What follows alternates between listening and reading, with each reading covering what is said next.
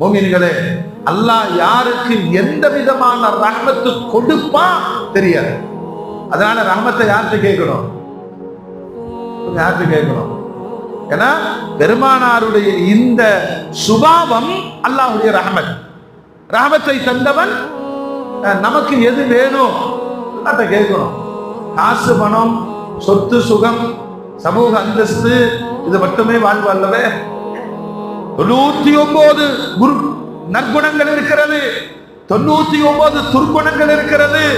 நான் மனிதனாய் வாழ வேண்டும், சிறந்தவனாய் வாழ வேண்டும் யா அல்லாஹ். ஏன்னா நான் தொழுக வர்றது கூட அல்லாஹ்வுடைய ரஹ்மத்.